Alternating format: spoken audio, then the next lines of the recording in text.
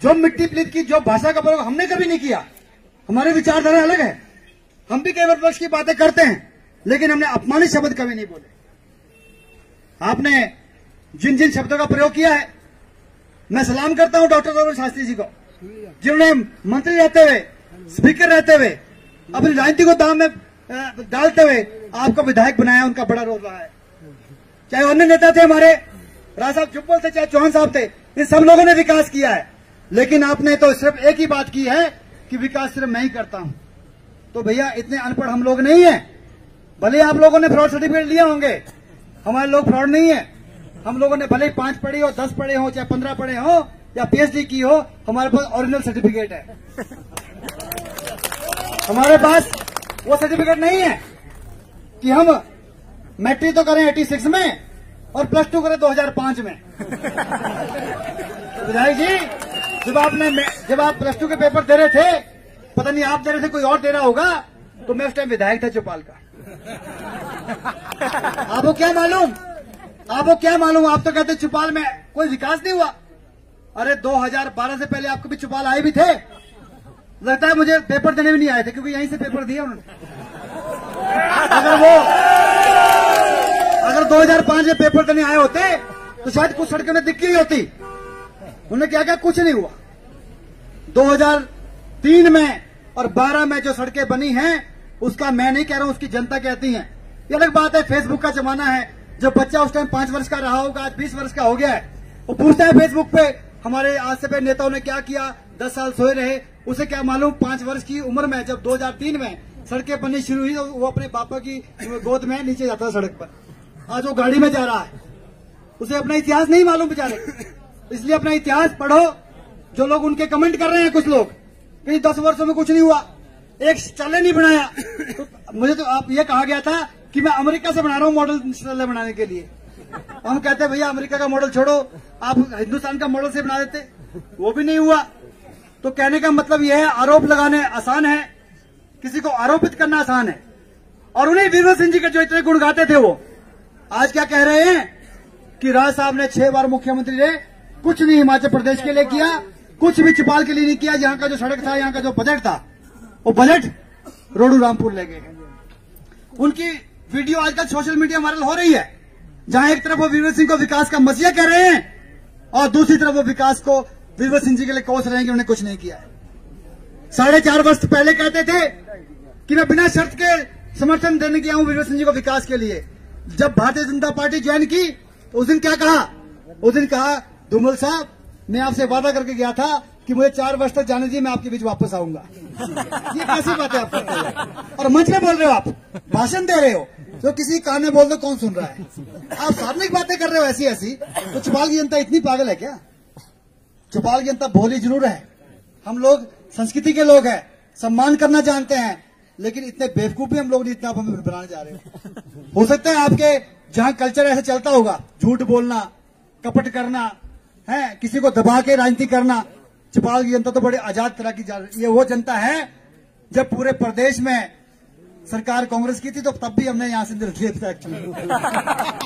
इनको समझाना, मैं कहता हूं भगवान समझा सकता है, मैं हम तो सिर्फ निवेदन कर सकते हैं। लेकिन जिन जिन बातों का प्रयोग आज किया गया है, मैं समझता हूं ऐसे शख्स को तो वोट देने ही मांगने नहीं आना चाहिए था। मांगने का हक ही नहीं है। आप लोगों ने इतना अपमान हमें किया है, दुख होता है सुनकर।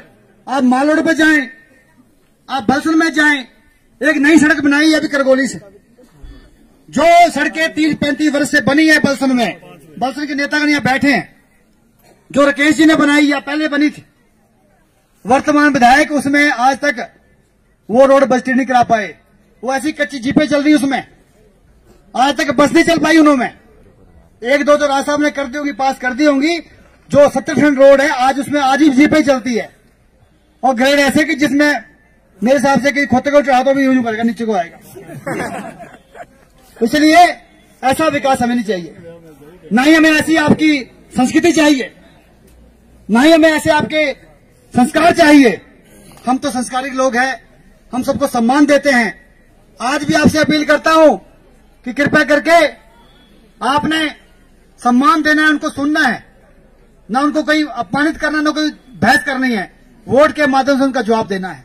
मैं कह रहा था एक सड़क नहीं बनी है, करगोली नाले में बनी सड़क, वो कहते हैं विकास करता हूं, सड़क बन के तैयार नहीं हुई, 2 महीने में उखड़ के पासे हो गई।